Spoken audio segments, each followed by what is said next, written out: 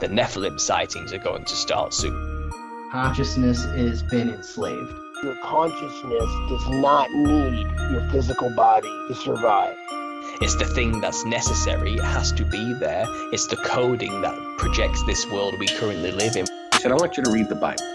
We got reptilians on just outside of our frequency zone. Six-dimensional beings, the ancient builder race. Ideas are the highest form of intelligence, and that leads you to truth and clarity. The Nephilim sightings are going to start soon. Conspiracyandchill. If obviously aliens our galaxy is insanely huge, we're just one planet. They would have needed a minimum of 6 feet of lead shielding in order to get through the 25,000-mile thick Van Allen radiation belt. This is real. They really did fake the moon landing. The world is infinitely older than that. And I mean the world with human beings in it.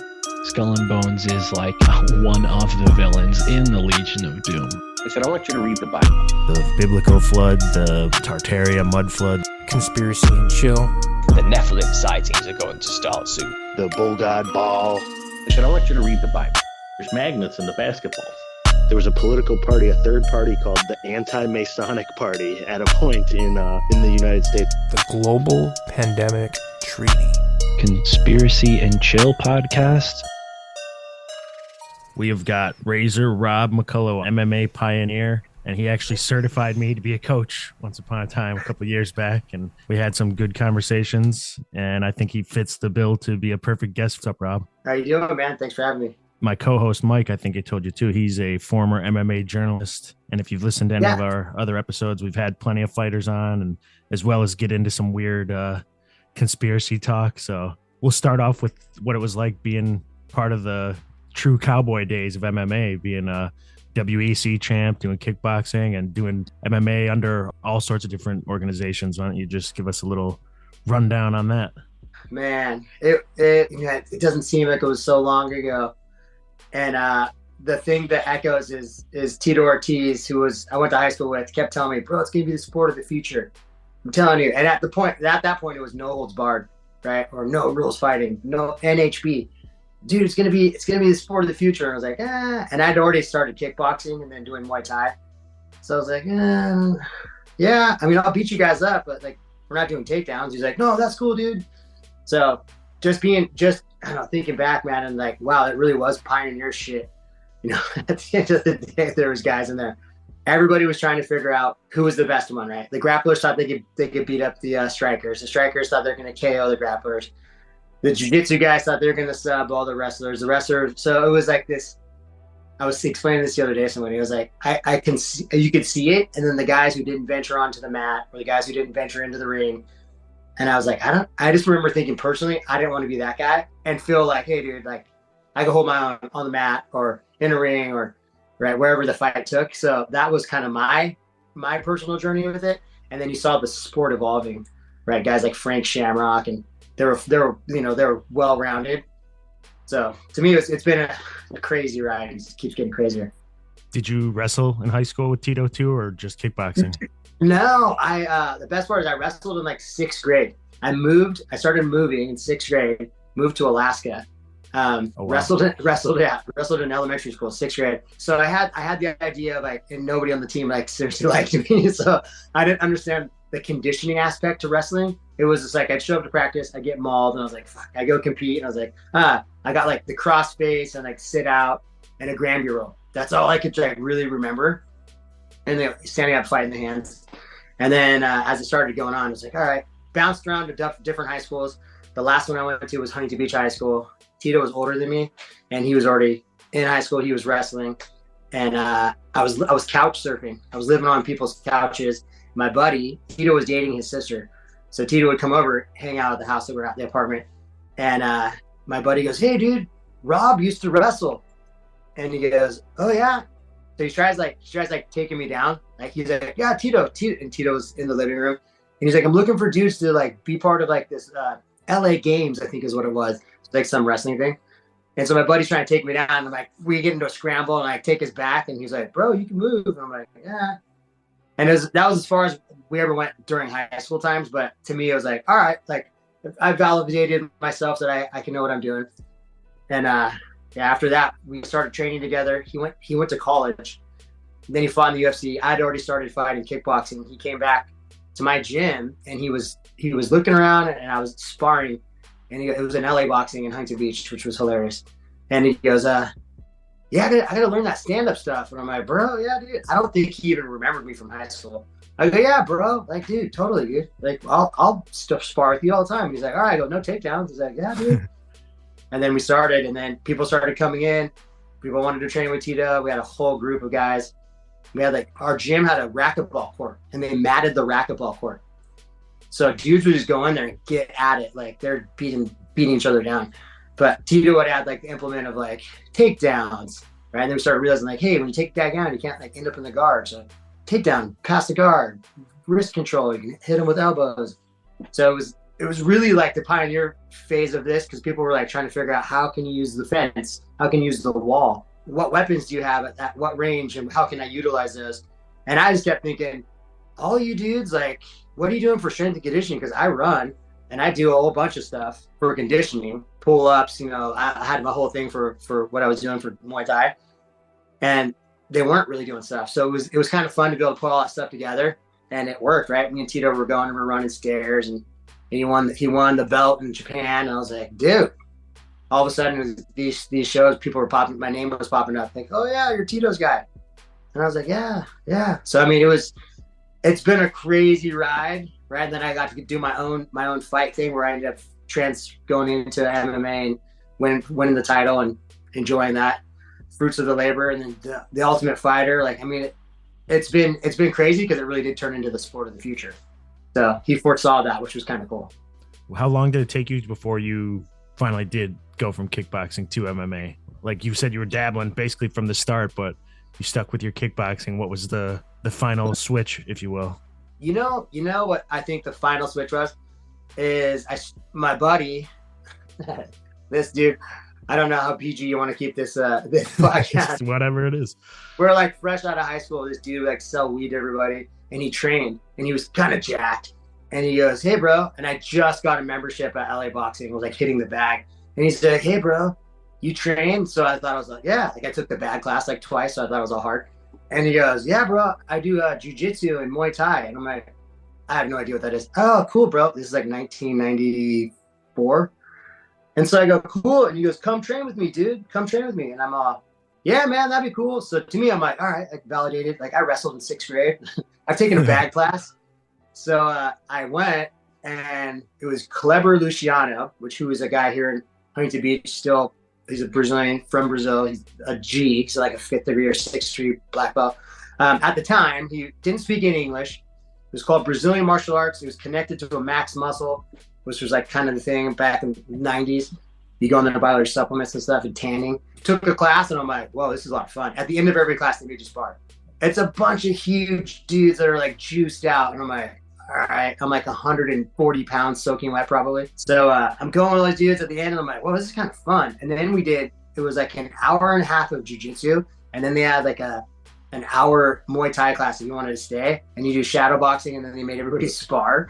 And so I did that, and I'm like, whoa, this is a lot of fun. It just stuck. I was like, all right, I like the stand-up stuff, the grappling stuff. I was like, yeah. So I really got into the stand-up, and I wanted to pursue that. There wasn't the money in it at the time, still kind of, which was unfortunate. So I got to the point where I read that book, Rich Dad, Poor Dad. I was about 28. I'd already been fighting. I think at this point, I'd already had a bunch of kickboxing fights. I think I fought K1 already. And I was like, all right, Rich Dad, Poor Dad is how you make your money, make money for you, right? And so it's financial education literacy. And I'm thinking to myself, I live in an apartment. One day I want to buy a house. I live in Orange County, California. It's kind of expensive. What am I going to do?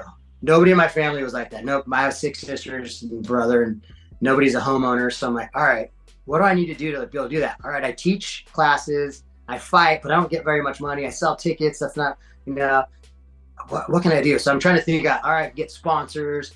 All right, that might pick up a little bit. So I started thinking about outside of the box, not just training, and being like, hey, I want to be the best. If I'm gonna get the best, then I'll get paid more. And so eventually it was, hey dude, you're gonna have to do MMA. We're gonna get paid more. So that's what kind of led me into that down that road, the long version of that story. Right. So were you at LA Boxing this whole time, like throughout the years when LA Boxing turned into UFC Gym too? Oh, bro. Yeah, dude. So LA Boxing, the very, very first one was in Costa Mesa, California. So that's where I started. Wow. Took a class, started doing the thing. Then I went to that gym called Brazilian Martial Arts. So I was going back and forth. Brazilian Martial Arts there was no bags in there. It was a mat, and you guys did shadow boxing, and then you sparred. And there was a little bit of pad work, not much. Did that, and then I'd go, do the classes here and there and lift weights at the LA Boxing. And then the guys at LA Boxing were like, "Hey, bro," I came in to take a class. The guy goes, "Hey, bro, why don't you?" I was already wrapped up. He goes, "Hey, man, I've taught like 4 classes in a row today. I'm gonna go across the street and get drunk. Why don't you teach this class?" And he goes, "Here's $20, bro." And I go, "I'll take $20. Cool." So I go, "All right, guys." Mind you, it's everyone in the class that I've been taking the class. So everyone knows I'm all right, guys. Today we're doing boxing. Let's go. Jumping jacks. So that's how I started teaching there. And then a guy came in. He's like, "You got any sparring?" It was like a Saturday. And they're like, "Hey, you got any sparring for my kid?" And I look over, his kid's got a bandana on. He's holding his bag. And he looks like he's my size. And I'm "I'll spar with your kid." And he's like, "Can I videotape it?" And I'm like, "Sure." Mind you, this is the 90s. So the video camera is like this big. Right? It's huge. Puts it on a tripod. I put on shin pads. He puts on shin pads. We put on headgear. I got a video of it, actually. I just found it. It was on a VHS tape, and I put it on digital. And his name was Freddie Medrano. And we ended up sparring. Yeah, to me, sparring is like we're trying to kill each other. So I'm trying to land big shots. He's dancing around, using footwork, evading my strikes, popping me. We get done, and Dad goes, "What'd you think?" And I go, "Dude, that was a lot of fun." And he goes, "Yeah." He pulls out his belt. He goes, "Yeah, he's the U.S. kickboxing champion." I'm like, "Bro, oh, that's cool." And I'm thinking, all right, this is my first time getting after it with somebody that I don't train with. I think I did all right. And he goes, "Do you want to fight?" And I was like, yeah. And he goes, "Dude, keep training. We'll get you a fight." And I go, "All right." He goes, "All right, man, give me your number." So I give him my number. And then literally a couple weeks later, I ended up fighting. And this was 1996 now. I had one smoker fight, fight this dude in John McVale's church. John McVale had Don Wayne Parr at one point training a bunch of other dudes. So I fight this dude in his church. I win the fight. It's a smoker fight, right? I showed up. We weighed in. This guy weighed as much as I did. They're like, "One fight?" I'm like, "Sure." I had headgear on. They made me put on these slide-on soccer shin pads almost, and they were so big that my foot was covered. So it was like I was wearing socks in this ring, and the ring was really slippery. So if you watch the fight, I think I posted it too on my Instagram. If you watch the fight, we're sliding kind of all over the place, but I'm trying to tee off on this dude, but I just don't have the footing. I ended up winning the fight though. And I'm like, bro, it was a total rush, right? The guy jumped up and did Taekwondo. He was doing spinning kicks and shit. And after the fight, the dad goes, "What'd you think, man?" And I go, "That was awesome." He goes, "Do you want another fight?" And I'm all, "Yeah." And he goes, "All right, keep training." Mind you, I don't have a coach, right? I don't have one guy that's "This is my coach." No one's coming to corner me. So I go, "All right." He goes, "I'll get you a fight in a month." So I had one smoker fight with headgear and shin pads, and then I got a fight in Vegas. So I fought one of Master Toddy's guys at the Four Queens, which is downtown, Fremont Street in Las Vegas. No headgear. It's 10-ounce boxing gloves, no shin pads. And me and this dude go at it, and I KO him. And I get $100 in a hotel room in Vegas. And I'm like, dude, I'm going to do this for the rest of my life. I'm rich. So that was January 1997. Yeah, I think January 1997. So it's been a crazy ride.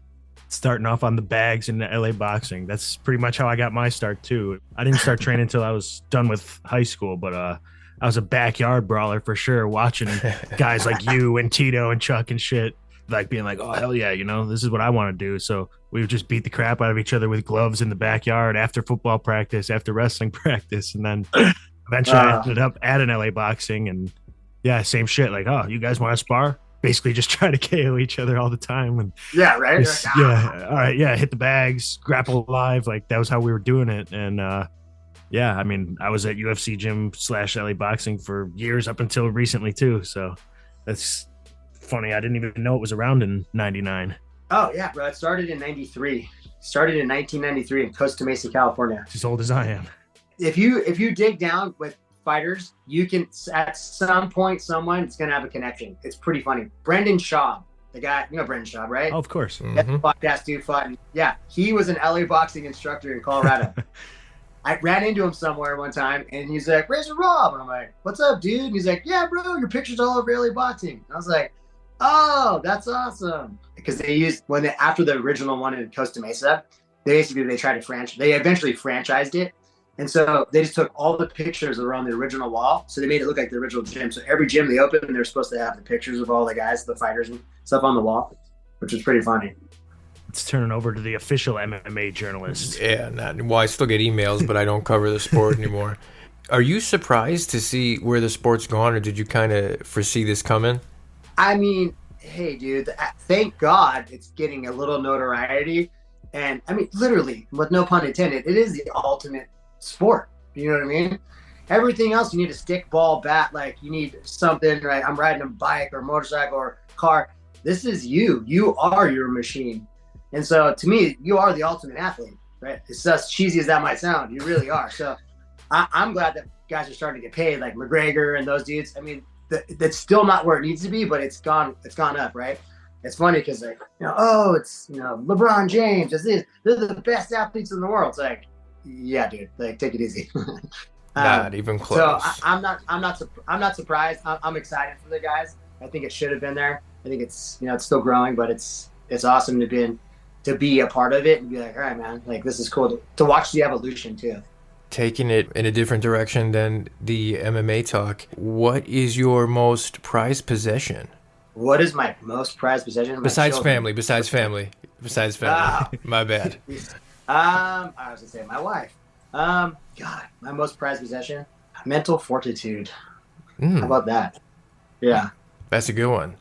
Why, thank you. Yeah. I mean, that's honestly what I got out of training helped me in so many facets of my life that, like, and that's why I got into training, right? I came from a broken home. So at the end of the day, it was somewhere where it chilled out my mind. And when I got done, I was like, I just want to grab some food and think about what we did. And all right, let's go hang out. I wasn't like, right? I did all the facets of I think I'm super tough. I think I'm a gangster. And it was, a good way of getting in a lot of trouble. My nephew, I couch surfed, like I said. I came from a broken home. I have a bunch of siblings. So I have nieces and nephews. So we all ended up getting in a lot of trouble. A lot of them still doing time. So I was fortunate enough that my mom had me move with my sister when I was 11. So I ended up moving to Alaska. Got into wrestling, got into youth sports, and that really did give me a better direction. It gave me a direction of like, hey, might not be the smartest dude in the class, and I think right now, as at a 46-year-old age, I realized that, like, when I didn't understand stuff, I would just start making jokes, try to be the funny guy. I'm the funny guy. But to me, that's like, hey, do you have like ADD? Like, that's pretty much what I wrote it is. So instead of like absorbing information, I'd be like, like the class clown guy. And it really started to dawn on me as I ventured into my gi jujitsu that, like, I'd have to watch that move a few times, and then I'd hope I had a good partner to explain it, like, so we could do it. And I was like, bro, I got like learning deficiencies here. So I could always play the really athletic guy. But, like, at some point, you can't be the really athletic guy when someone's got better grips. So I think that was an understanding of, like, hey, dude, like, you need to be able to absorb information better and grow from that. So there's a self-reflection that comes from training, right? So everything I had kind of come back to training. So I was like, all right, man. Martial arts has helped me in so many different areas.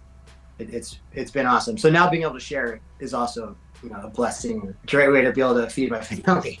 Yeah, no doubt. Are you spiritual at all? Or religious? I grew up Catholic, and it was just weird. Then when I moved, my sister was like born again Christian, and then that was weird. And then and then part of all this stuff I had to do, any of my chores, I had to read the Bible. I had to go to for born again Christian, and it was like crazy. The ones we went to, they're like speaking in tongues and falling on the floor. So I was just like, dude, this shit is so hokey. Like, come on, man. Am I spiritual? Yeah. Does it have to be Muhammad? Does it have to be Jesus Christ? Does it have to be, right? At the end of the day, there's something out there, because, like, we didn't just end up here. But do I know who it is? No. Should you be a good person? Yeah. Like, what goes around comes around. So I think I'm a believer of karma. You put some bad shit out there, it's going to come back to you eventually. Put some good stuff out there, it's going to come back to you too. That pretty much echoes my feelings, a lot of our guests' feelings. So yeah, that's pretty much right at home. So have you ever seen or experienced anything that you can't quite explain? Maybe, like something paranormal? Oh, bro. Yeah. I mean, I got a few of them. Like, let's see. My wife, my now wife, we were sitting eating dinner at our table. At the time, she had an apartment, and this was like during quarantine too. And we're in her apartment. All of her kids are at the table, and we hadn't moved in together yet. We're sitting there. It's like 6 o'clock. Sun's starting to go down a little bit, and we start hearing like what do you call those things? It's like a jewelry box, ding, ding, ding, ding, ding, like the noise, like and you can picture like the thing twirling. Oh yeah. We're like, I'm eating, and they're like talking, and then we all got quiet, and we're like looking, and it was like in the corner, right? Like you could like, it was weird, but there was nothing there. So I'm looking at her, she's looking at me, and we're right. And they both kind of giggled, and I'm like, what was that? And then my chick, like a G, she goes, oh, there's a baby next door. The window must be open. They're probably trying to put him down or something. And I'm like looking at her, I'm like, what the fuck? And her phone rings, and her dad passed away. Like the stepmom called and goes, your dad's not moving. So it was really weird. No. But later on, she goes, my dad gave me this little jewelry box with a little thing that made that same noise. And I was like, get the fuck out of here, dude. That was like your dad telling you like he was out. Oh man. That's how I took it. 100%. It was really weird to go, oh my God, like did that just happen? Wow. It was like, oh dude. So that was one of the things that was pretty strange and hard to like explain, right? You're like, okay, what happened? That's awesome, dude. I got something similar. I used to be a heroin addict, and I part of that. I've been clean 10 years, but I'd overdosed many times. And the first time I overdosed, I was in Aurora, Illinois, and my aunt, who I was very close with, still am, she was in Berwyn, which, to give you an idea, is like maybe like an hour away. But I overdosed, and at the same time, she like saw she described it like a sprinkling, like a shiny star, like, and she was in her house, and then she got, like you said, she got the call a couple minutes later, and it's like, what the fuck is that? Yeah, crazy, bro, crazy. Yeah. I mean, there's a place. It's been where I live in Huntington Beach. I'm actually having our wedding reception there this weekend, and it's called the Newland Barn. It's been there since like the late 1800s, early 1900s for sure. So it's like this old barn that's been fixed up by the city, and it's in an area called the Hidden Valley. So it was like one of the first structures that was in Huntington Beach. And one day I went over there with my kids. There's a restaurant right across, like a Mother's Market. It's like a holistic place. So we go in there to eat, and I go, let's go in there. It was like a nice sunny day. It was like a bunch of two old people sitting at the front. And they're like, yeah, if you put in money, we'll give you like a donation and a tour. So I brought my family.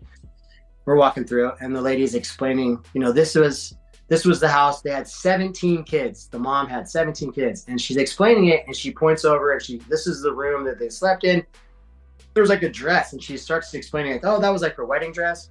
And as she says it, all of a sudden it feels like someone turned on an AC, and like the back of my shirt is like blowing. So I just felt like it was an AC. So I was like, dude, that's cold. And then it dawned on me, there's no AC in this place. So I look at my wife and I go, hey, dude, did you just feel that? And she's like, come on. And I'm like, no, seriously, no. Oh my God. So it felt like someone turned on air conditioning. It was blowing up the back of my shirt. And I was like, oh my God. And the lady goes, yeah, she died here. So I was like, oh my God. So that was another one that was interesting.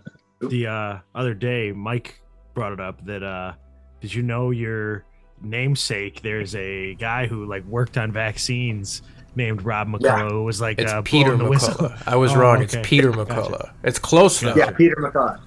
I've seen it. I'm like, I wonder if I'm related to that guy. Do you share any beliefs with him? What's your red pill moment on the pandemic? It's not that is he anti? What is his stance? I think it's like, isn't that what he was? Well, I think pretty much he came up with he holds like more patents for the mRNA vaccine, like that type, than anybody, but he was speaking out against how this isn't going to work and it's not ready, it's not good. Yeah. So I mean, I don't know if he's anti, but he was definitely anti-COVID. Yeah, bro. Like I'll put it on the record. I have children, and so go back to the Mother's Market, right? It's a holistic restaurant. I'm in there before my first son was born. And this girl, she's kind of hot. She goes, "Oh my God, Rob, how are you?" I'm like, "Hey, what's up?" Still got it, right? And she goes, I saw that you guys are having a baby. And I'm like, "Yeah." She's like, "On Facebook." And I'm trying to think, how do I know this girl? And I'm like, "Oh yeah." She goes, "Hey, just so you know, I'm here because my son is on the spectrum." And she goes, "And he was fine until he started getting his vaccines." She's like, "You should look into that." I had no idea what she was talking about. I'm still thinking, how do I know this chick? She's kind of hot. And I'm like, God, I hope it's not my kid. And then, just kidding. And I'm like, all right. And I'm like, "Yeah, totally, dude." And I'm like, what's your number? So I go text my wife and I'm like, "Dude, I don't know what she was referring to, but I'd rather be informed. Become this chick's best friend. Like, figure out what she's talking about." So the girl was like, "Hey, I'm here because they say you can reverse some of the stuff if, change your diet and stuff like that." And so I'm in the total dark, but I do believe in like, hey, dude, you are what you eat, right? So if you're competing at a high performance, right, you're competing at the world championship levels, you can't be eating pizza and ice cream and thinking you're going to be like, right, "Yeah, bro." Like, I don't want to have any reasons why I couldn't do well, perform well. So eating was like, hey, dude, you put race car gas into a race car, you're not going to put like, cheap gas into your car. So I was like, all right. My wife at the time was like, all right, became best friends with her. They started chatting it up and then they started sharing things. And I was like, okay, cool. So what's this whole thing with child vaccines? And since I was a kid, there was like 4. And now there's like, last time I checked, it was like 72. I think there's more now on schedule because they included the COVID one. So, I mean, it was crazy, the shit they put in that stuff and that they can't explain it to you. And then people just blindly walk in there and ask their doctor. They don't even fucking ask their doctor. The doctor goes, "Hey, your kids need to get the shots." And they're like, "Oh, okay." And then just fucking stick their kid up there.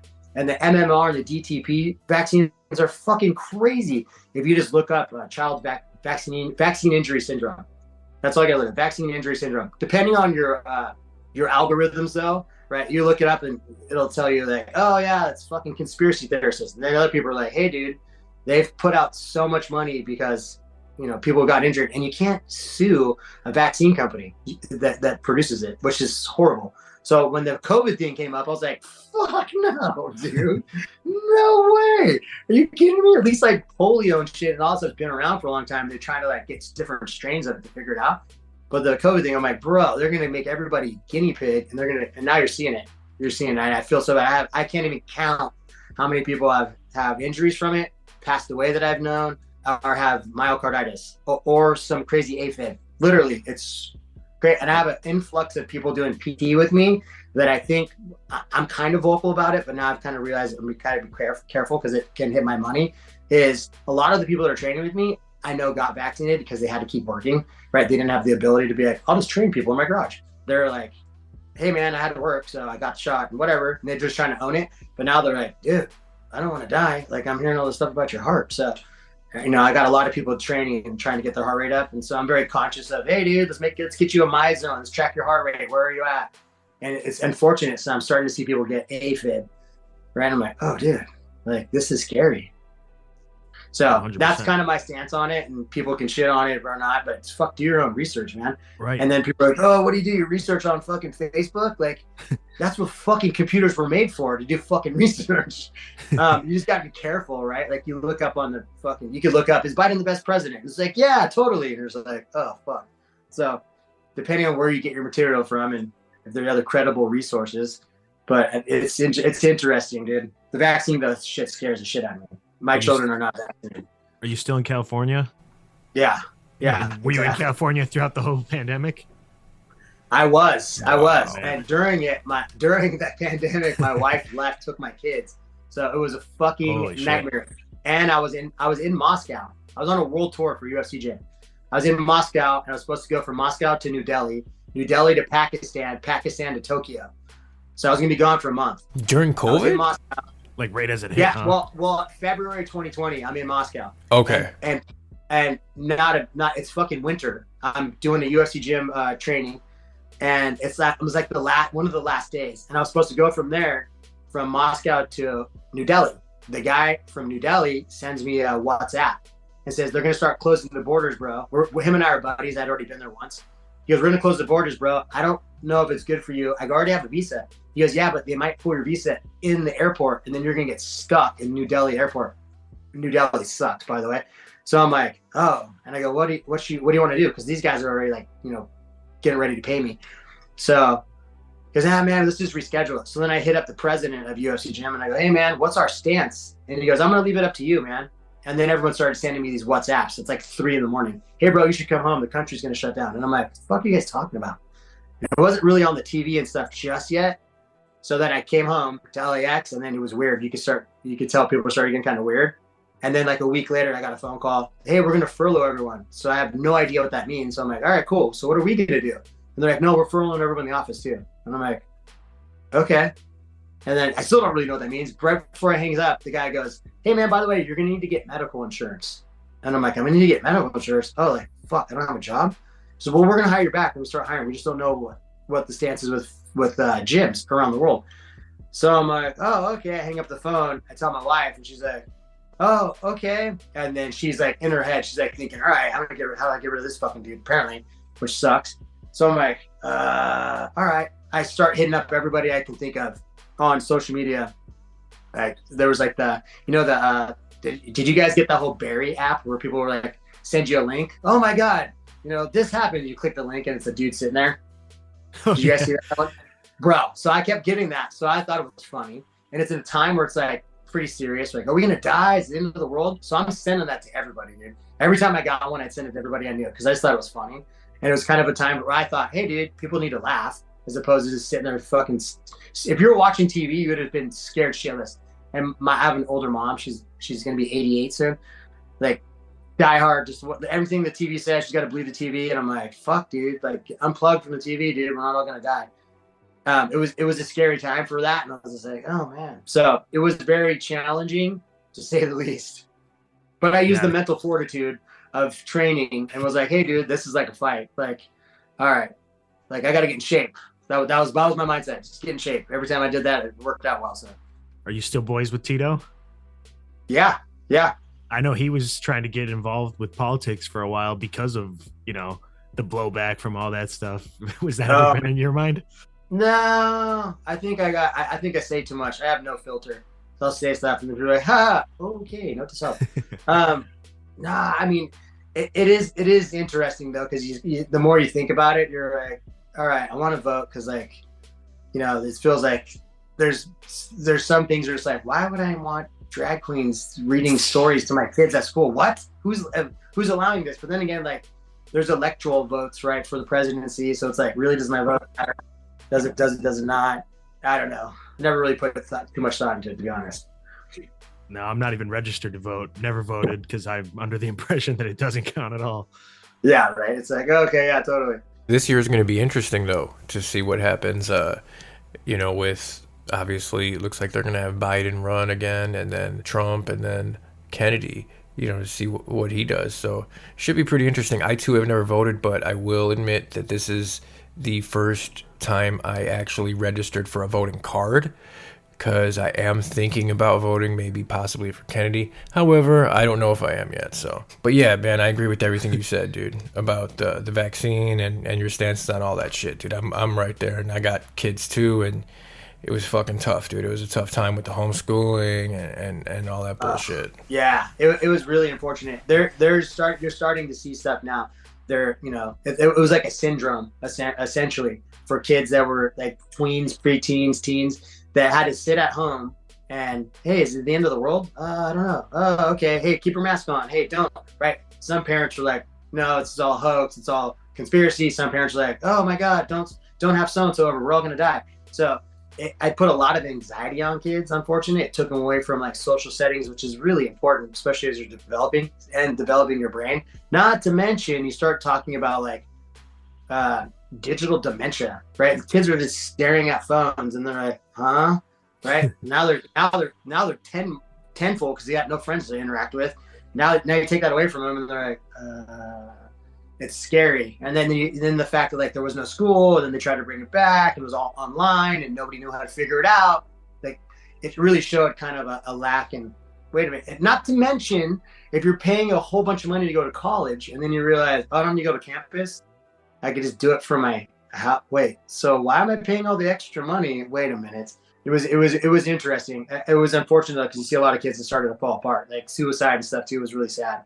I think the whole new normal, and once they started dropping that phrase, I was so cringe. Like, oh my god, people are gonna buy it and fall for it too, and that's really what they wanted. They want to, change everything and make everybody more used to this dystopian bullshit and kind of just submissive and anxious and always looking for authority. That's all it was to me. Like after a little bit, it became apparent that it was just obey. We know the mask isn't really doing shit, but you got to wear it. Like at a point where I was teaching freaking jujitsu class and they were trying to make the class wear masks, and then they're like, well, yeah, I guess it's pointless for them to be rolling with each other wearing mask. Like that's not going to do anything. They're already sweating and breathing on each other, but you're the coach, so you still got to wear a mask. I was like, no, I'm not doing that. And it's like painfully stupid for me to wear that. Hey, we're going to put up a plastic screen at the grocery store. All right, cool, but you're going to touch all my groceries first and put them in a bag. Thanks. What the fuck? Right. And I'm going to hand you money I touch, then everyone else touch, and then you're going to take, like, dude, there's no science behind that. The science, and the best part is I love the trust the science. That's not how fucking science works. If you understand science, you don't trust science. Science doesn't trust science. That's like, oh my god. I agree. The masks were fucking foolish, but it would have made more sense to wear goggles because you get more times than not you get sick through your eyes, which I just found out recently. So, but yeah, that would have made more sense, right, than the fucking mask. Like, what are you doing? This is stupid. Are we pretending? We're pretending. Okay. Yeah. Hey, I get like I get this. You got a cough and you feel like fuck, I have to go out. Dude, put a mask on, dude. You got a cough, you feel like you might have something. Sure, that's that's cool. Right. But hey, go put one on because you're breathing normal, and it's like, what, dude? Now my sweaty mouth is a vector for germs and everything else. So it's like, what the? There was no science behind that whatsoever. And anybody who was trying to enforce it was just like, I got it because I was still flying and doing stuff during quarantine. Like we went to Maui. No, we went to Waikiki, like October 2020, and it was really sad to see what they were doing. Like we left Orange County, went to LAX, which was kind of weird. Left from LAX, went to Waikiki. They had shut down all the local businesses. You had to have all, vaccination records and blah, blah, blah. And I'm like, yeah, totally. I would go buy a card. Yeah, I'm vaccinated. Here you go to get in. You had to wear the mask on the plane. And they were like Nazis about like, oh, you took your mask down. And like, oh my God, stop. And then we get to Waikiki. I turn on the TV that night and I'm sitting in my hotel room. The streets are really scarce, but there's still tourists. A lot of the businesses are closed except for big chains, right? And there's not a lot of them. So the big chains are open, which is like just slap in the face to the locals up there. And I turn the TV on, I'm sitting there and it's like New York, LA. And they had people in spacesuits and bodies piled up like they were burning bodies. And that was on the news. And I'm like, how the fuck are they putting this on the news right now? And I'm like, you guys seeing what I go, that's not what it looks like in LA. And that was the first time I was like, wow, dude. It wasn't the first time, but I was just like, wow, this shit is fucking ridiculous. That's criminal that they're putting that on TV. Because everybody that lives in Hawaii, if they're like my mom, they're programmed to stare at the TV and listen to the TV. They're like, oh God, all the tourists are bad. Oh God, we're all gonna die. So that was like a wake up call. Like, wow, dude, you really just gotta turn that shit off. Part of me thinks that the mask and the 6 feet thing was them trying to test facial recognition. Like, can we identify people when half their face is covered? But let's spread them out just enough so that we can, pinpoint their face and they're not crowding, like the cameras up. I really think that was part of it because I noticed a little bit after that too. I would go to the bank and some teller I've never met before I hand them any of my info or anything, they'd be like, oh, hi, Tom. I'm like, how does this motherfucker know my name? How does he know who I am? Like, I haven't given him my card. He's never, taken my info. Like, I pulled up in my car to like where you give him the tube and he knows my name. Like, did the camera just read my face and identify me to the bank? You're like, oh man, now I'm part of it. Damn it. Oh man, unfortunately, I think we're all going to be part of it one way or another, no matter how much we non-comply. Oh, bro, like I'm embarrassed to say it, but I have a Snapchat, right? And that's in order to do it, right? And the best part is, like, if you have you've used Snapchat, I don't know. They you have to do like your face. You take a picture, and it does a whole, what's your face look like? And it's like my eye shape. Like, you're basically designing the whole thing. Who has that information though? I believe it's Chinese. So it's like, oh my God, dude, everyone just like freely gives them all their information. So, I don't know. Yeah, I mean, and they're one of the biggest surveillance states around, and they do have a lot of apps that have our info. So who knows, man? I think the new warfare isn't like loading up troops onto a airplane or a ship and flying them over there. It's, hey, dude, now everyone's got a cough. Now what are you gonna do? Now let's just shut down the whole world. Not to mention, hey, we're gonna have everybody drinking fucking detergent and doing stupid shit because, right, we own the platform and everybody thinks it's cool. It's like, oh my fucking God, is this really happening? Clown world. There's a coffee shop down the street from my house. It's called Dutch Brothers. Since it opened like 2 weeks ago. I don't know if you've heard of. I've never heard of it. There's been a line that's never stopped, and I'm like, what is? And it's like that shopping center area. It's really quiet. It's in a neighborhood. It's small. It's right down the street from my house. It literally, I swear to God, if I go over there right now, there'll be a line. And they said it's because like TikTok. Oh yeah, these TikTok people. So people are driving hours to go to this coffee shop. And I'm like, what? So it's the social influence. I'm like, oh my God, dude. This is mind blowing. We're being manipulated, no doubt. It's like when you're talking about buying shoes and then your phone gives you ads about shoes. It's like, okay, what's that, dude? What's going on? You're listening always. Yeah. Mm-hmm. Yeah. Well, remember when they said, hey, if you're going to download the new Facebook mobile phone app, they will be listening to you, and people were like, don't. Everybody was sharing it, don't do it, and then everyone's like, fuck it, let's do it. People were warning it, hey man, just so you know, this is gonna be part of it. They're gonna listen to you, but I think they gave you an option to opt out of it. I don't even know, but I think at some point you're just like, all right, whatever, we'll use Facebook. Yeah. And most people will just be like, oh, I got nothing to hide, I'm not doing anything. But that's not the point. Like, yeah, you shouldn't be doing stuff that you need to hide, but that doesn't mean we give up our rights to not be spied on. Yeah, I was like, oh man, crazy times. Got any other conspiracy or alternative views that some might be surprised that you have that you would rant on, and the table is yours to rant? Bro, don't get me started. Oh, we're trying to get started. Okay.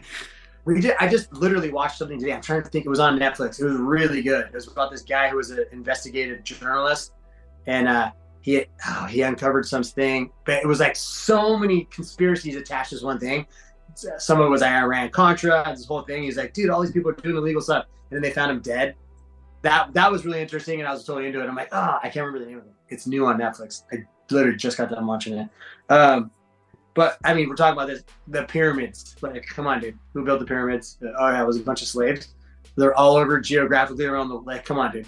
And astronomy, like they're all, come on, like slaves and just build that and happen to line it up perfect.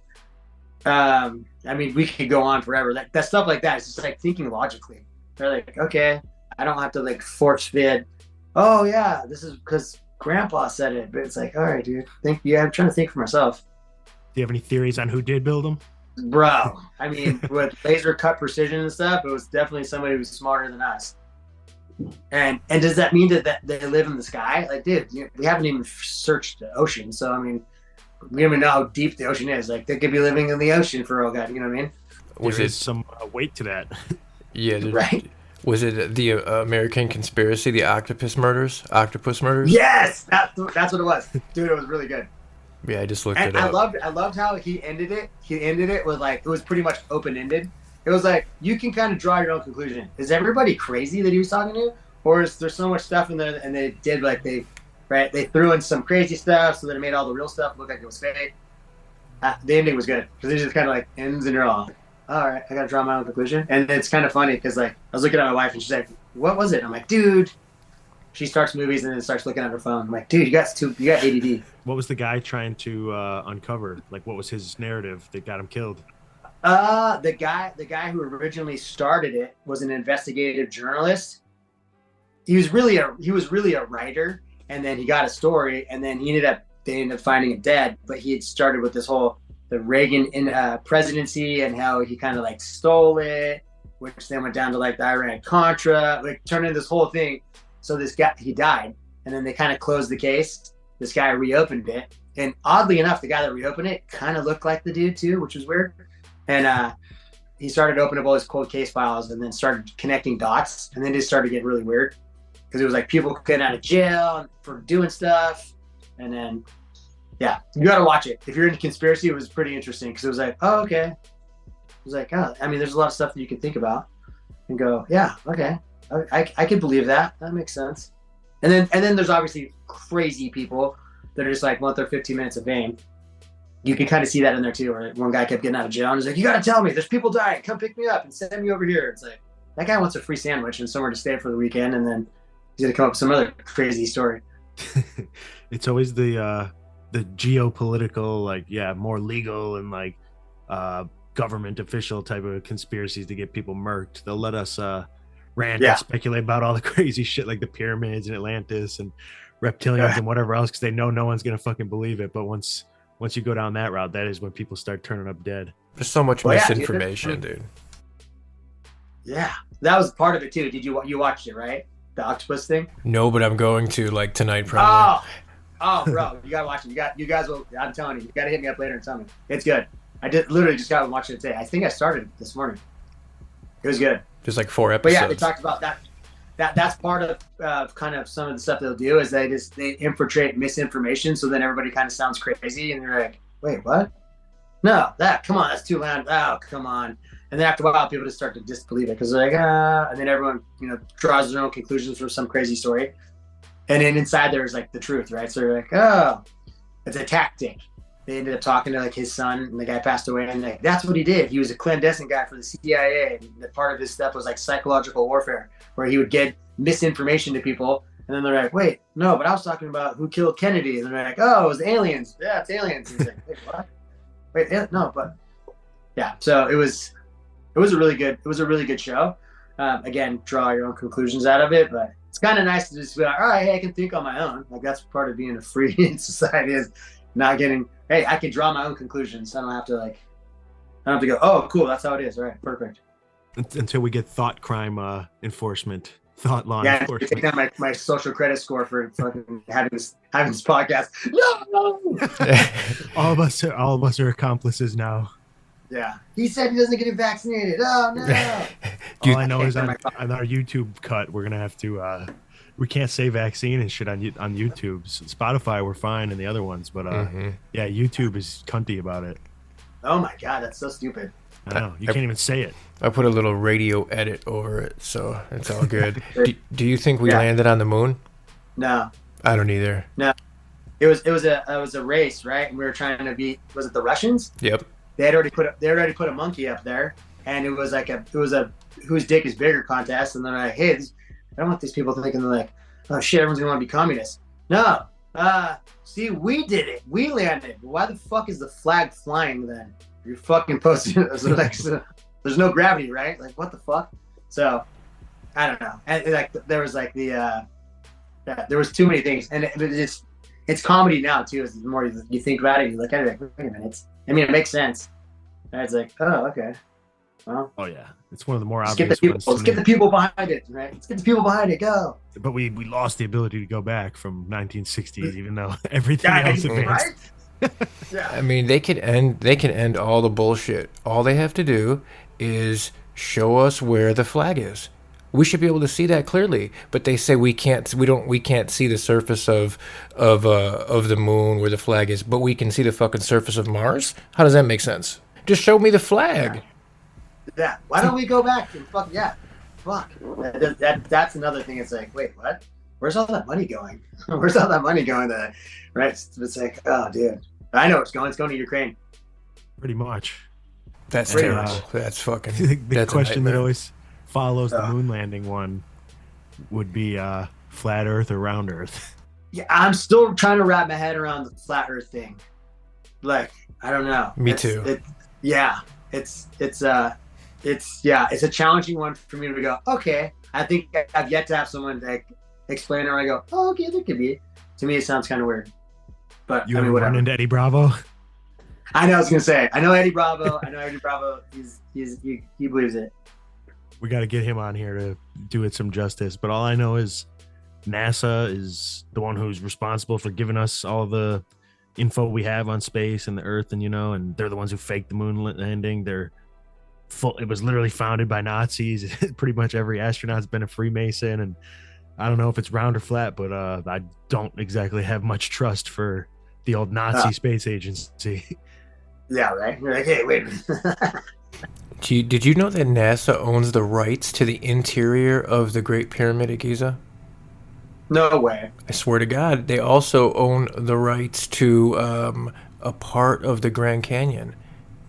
The part of the part of the Grand Canyon that in the early 1900s there was an expedition by a gentleman named Kincaid, and he claimed to find Egyptian relics like statues and a bunch of Egyptian shit in the Grand Canyon, and that's coincidentally the part that NASA has the rights to, and you can't go into. So that's fucked up, right? Like, what's up with that? That's interesting. Well, we know the Freemasons love pyramids and the Egyptian like deities and mysticism and stuff, so it's not really a surprise, but it is shady. Right. Yeah. I mean, there's so much stuff out there. It's like, okay, well, yeah. This podcast will always have something to talk about. Totally. I can see. I'm with it. I'm with it. Definitely not close-minded. What does the future hold for Razor Rob?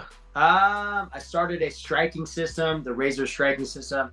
I just saw the inadequacies of going to all those gyms over the years and having my own gym for the last 23 and just seeing like, hey, dude, there needs to be structure in these, but not only does there need to be structure, there needs to be people like to be rewarded, right? Hey, I'm showing up for class, I get a stripe. Hey, I'm proficient in the technique. Yeah, dude, let's test you out. Let's get you in the group of people that are where your level's at. So creating that, and then making sure that they're safe. Like, let's not skip the warm up. Let's make sure we do a cool down.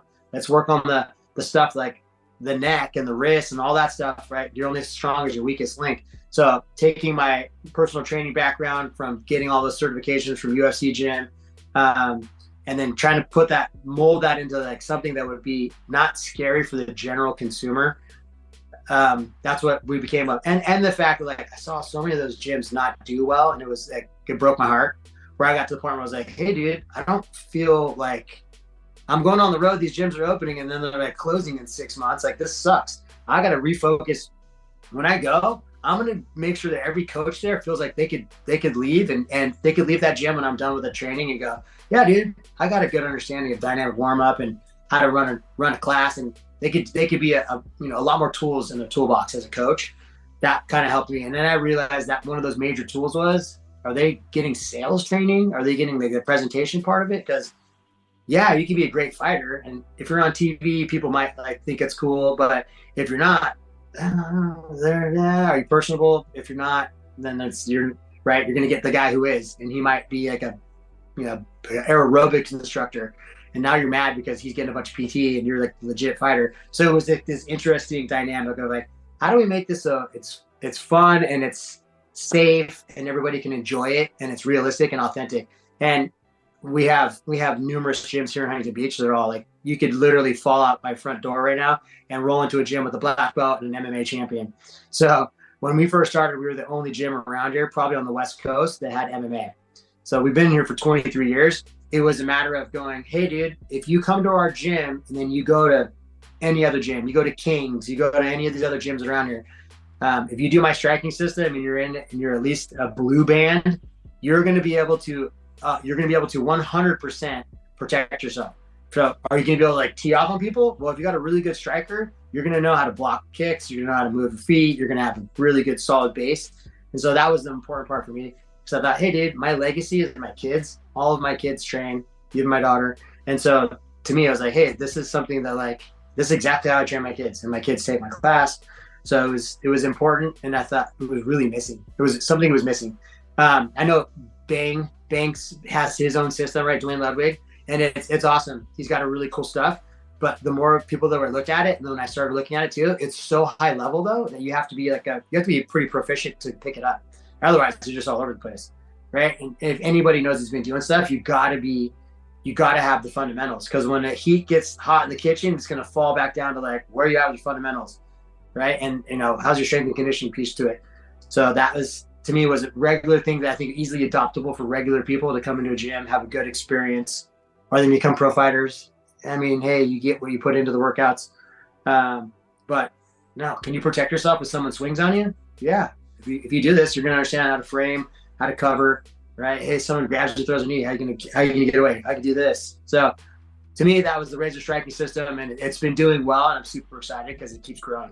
Badass. Love that. And speaking on the coaching thing, I still remember and use a lot of things that you taught us in those UFC gym coaching courses things. So I'll thank you for that, especially the warm-up stuff. That's all really good stuff. I like the thought behind it. Is there online stuff for people who are not in California?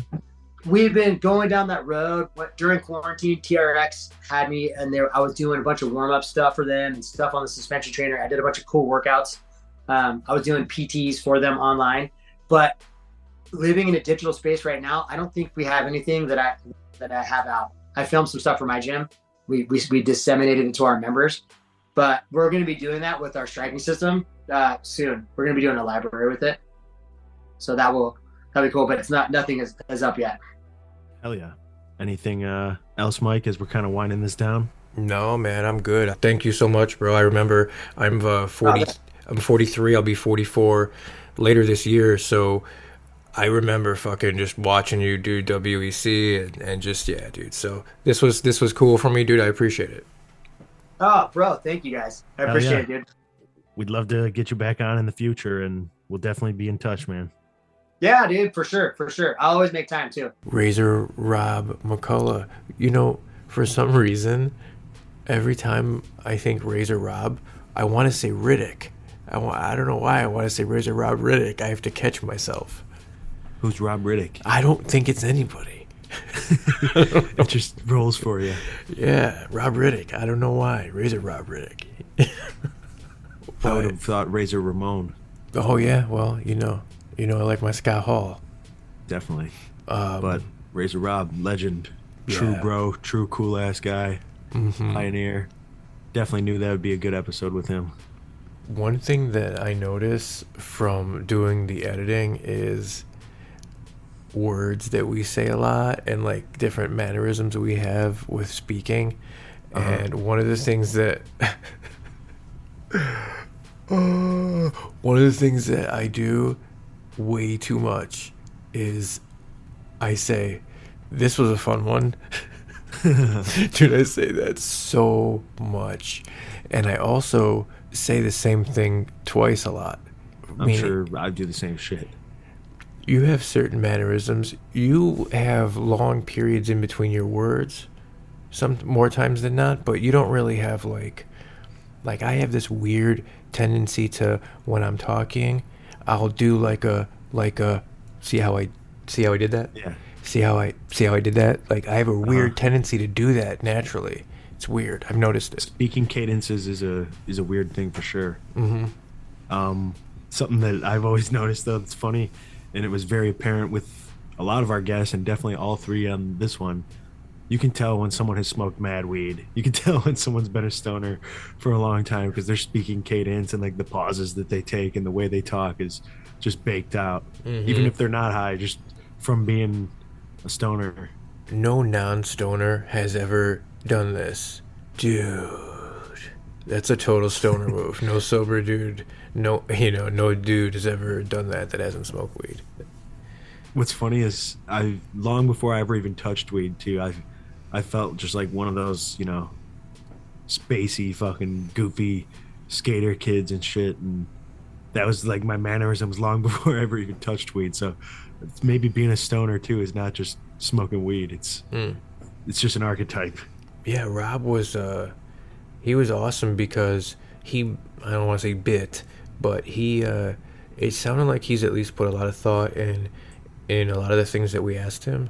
That was kind of cool, man. He didn't really, there was some areas where he kind of tread a little lightly, but for good reason.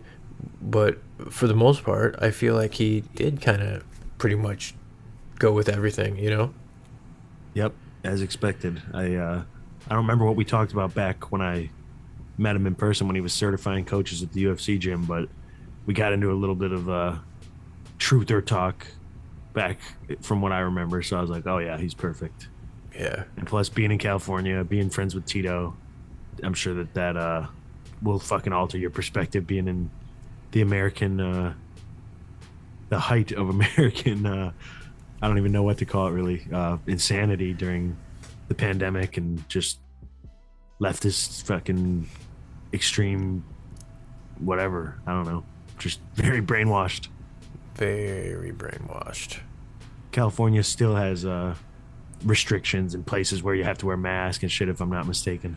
What a joke. I mean, I still see people wearing it regularly. Like, there's people who are just going to wear that shit for the rest of their lives now.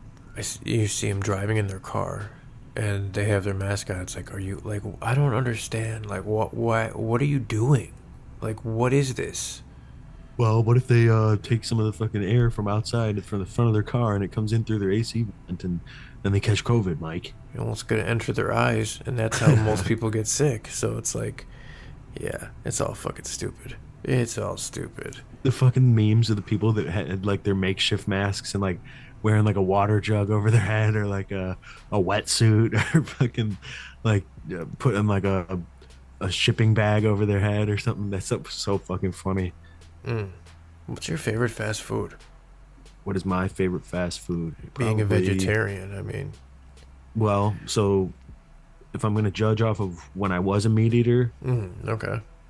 And now, so fucking when I was a kid, I was a meat eater, I was a big Burger King fan as a kid. They had the flame broil best, if you ask me. I liked so oddly enough, I was not really a burger guy for them. For burgers, I was more of a McDonald's guy. But that's my go-to as a kid was Burger King chicken tenders and the chicken fries. I think they had the best. I liked those too. So since now, being a vegan, I don't have a ton of options at most fast food places, and I don't like to eat like the fake meat burgers and shit. So I pretty much go off of fries. Fries are the delicacy for a vegan when out. So fuck, fast food fries. I'm gonna have to make it a top 3 because there's some good ones out there. I'm gonna say Culver's number 1. Really? Culver's has some of the best fries for sure. With the cheese sauce. Yeah, I can't have that. You can't eat cheese sauce? Nope. Why? No dairy, vegan. Yeah, but okay, does it, and I'm not being a dick, I really don't know. Does that harm the cow at all? Well, it's only because the dairy industry, like, they impregnate the mother cow and then they take the baby away and then they make the baby into like veal or they like make it stand still in like a fuck tiny that. area. So like in a way, but they are delicious. Like I never even ate that shit when I was fucking. They are tasty. Shit, I can't get with that. I hated They're that. Cute too. They're cute too, but sad, but delicious. Culver's, freaking Wendy's. And who's gonna come in third place? Dude, let's go. McDonald's, when their fries are on point, they're pretty good. Yeah, they're good, but I'm not gonna give them top 3. Most people will be like, "What? No, McDonald's." But no, I'm gonna go fucking Culver's, Wendy's, and then in third place the White Castle fries. Whoa, they're pretty good too. What a crazy list. I'll probably think of something later and be like, no, that. But wow, Culver's is the number 1. See, I would go something like Portillo's. They do have very good fries too. See, there you go. You just fucking fucked up my list. They're so good. I'm like a potato fan, man. Me too, dude. Me too. Portillo's is like Culver's fries on steroids. Yeah, they kind of are, honestly. So by the time this one's out, our viewers will have heard our Irish episodes about the famine and just Irish history, and me being of very high Irish ancestry and loving all things Irish, I certainly love potatoes. And I thought to do an experiment. I was talking to some of my training partners and friends, like, what if I ate nothing but potatoes, like a 17th century Irish person, like literally just potatoes, for how long? Boiled potatoes for maybe like 2 months, and see, like, would I lose size? Would I lose muscle? How would my energy levels be? Like, what would it actually be like? Because I do believe some diet, like some people might not respond well to a vegan diet. Some people might not respond well to like the carnivore diet. I think that there's a such thing as like an ancestral diet, or like a familial, or like a personality, or ethnic diet, or something. You're going all Liver King on me. So a little bit, yeah, like maybe, 7 ancestral traits. Yeah, he's a corny fuck, but you know what I'm saying? Like maybe more so like what your ancestors were surviving on. Like your body is, you know, meant to be like that. Yeah, no doubt. more wired to eat like that. And for sure. That's a why lot of the Irish were surviving on just potatoes. So like veganism is easy for me. If I was just gonna eat some fucking carbs and some beige foods all the time, like that works. So like I kind of want to see, but maybe somebody who, I don't know, maybe they are more from like a tropic area or like a heavy meat eating culture, like they probably wouldn't be able to do that, or veganism wouldn't go super well for them. But yeah, might have to try the potato experiment. Yeah, that's why they say that fasting for days at a time is good now. They're finding that because, like you said, they believe that, you know, think about it. Back in the day, you know, if we were in the same tribe, you and I would go out and we'd hunt, and maybe we wouldn't catch anything for 3 days because we'd be hunting it. We'd be on a hunt, and then that 4th day we nabbed it, and then we brought that fucking catch back to camp, and now we eat good for 10 days, but then what? Now we gotta go fucking hunt again. So it's like we might not eat again for a day or two. So they believe that that intermittent fasting, I think, is with shorter periods of time, but this is more like daily kind of fasting. So, and dude, potatoes, I don't know. I couldn't do just boiled, but I could do, if you said, hey, you gotta just eat potatoes, like I can do whatever. Like if I could just make things with potatoes, because I could do French fries, I could do potato pancakes. I could do fucking hash browns, fucking tater tots, fucking baked potato chips. I could, dude, I'm done. I fucking love all that. Of course. And I don't remember if we talked about it with Nathan in the Rambling Current episode, but I think the average Irish person ate, I could be fucking wrong, but 5 to like 10 pounds of potatoes a day at a point back then, when that was just their whole diet, just eating pounds of potatoes every day, and that's crazy. Just boiling them up in a big kettle and fucking eating them. Dude, I mean, if they didn't have salt, ugh. I mean, yeah, I'd have to salt it up. I'm sure they probably had maybe butter, but who knows? Most of their food was being exported. So, have you ever seen the original movie Alive that is based on the Argentina rugby team that crashed? They just did a remake document, like a 4-part. It's like a foreign film too on it, but it's a true story. This rugby team in the 70s, I think, or 60s, it crashed in the fucking in the Andes Mountains, dude, and like in the border of like Argentina, I think, and something. And dude, like they were there for months, dude, and a lot of them didn't make it, and eventually they had to turn to eating the dead people. Oh yeah, I have heard about that. So it's like, what would you do in that situation? Because not only like you're a vegan, right? But now it's like that's the ultimate choice. It's like you go from being a vegan to like you're faced with the choice of having to eat a human to survive. Because it's like, I think it's one of those things where I honestly don't know, because it repulses me, obviously. But if I'm in that situation and I'm literally like, if it's that or death, it's like maybe I would in that situation. I don't know. I'd like to think. I don't know.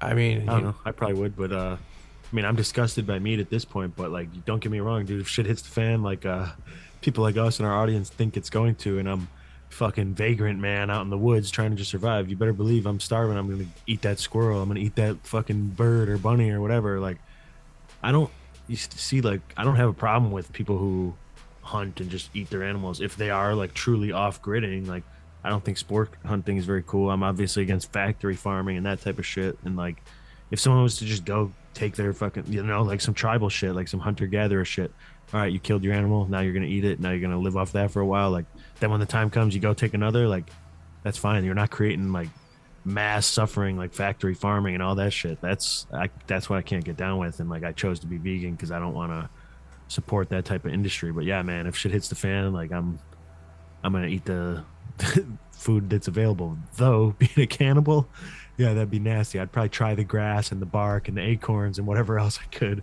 before it comes to that. But fuck. Right. Oof. Yeah, that's fucked up to think about. there's our forward, or I don't know the fucking positions in rugby. So I'm just making shit up. There's our, there's our safety, say for football terms. He's been dead for a week. All right, yeah, let's fucking throw him on the fire. No, they didn't have no fire, bro. Oh, so they're just fucking gnawing on raw flesh. These dead bodies were packed. They packed them into the ice when they would die, and then they would have to they had pieces of broken sharp edged metal from the wreck, and they would use that to cut the fucking flesh, and they were eating this half frozen fucking flesh, dude. That changes it, yeah. So morbid. I know, it's bad, dude. If you want some more of this craziness, you could follow us on social media on all the major platforms. Twitter, X, I know that's the same thing. Instagram, 2 Truth Seekers. You can support the podcast too if you want. You can go to Patreon, Conspiracy and Chill, become a member of the Syndicate, or you can support us by clicking the little support button on whatever app you're listening to us on for as little as $3 a month. If you want to help us and you don't have any money, it's all good. Just give us a 5-star review. We do appreciate those algorithms. Give that review, share it, like the YouTube videos, share the YouTube video, subscribe to the YouTube channel. All those things help. Message me and Mike. Where are they going to message us at? conspiracyandchill@yahoo.com? Yeah, or our personal socials. We could do that too. Instagram is active. We can do that too. Just 2 truth seekers exposing the keepers. Stay away from pedophiles.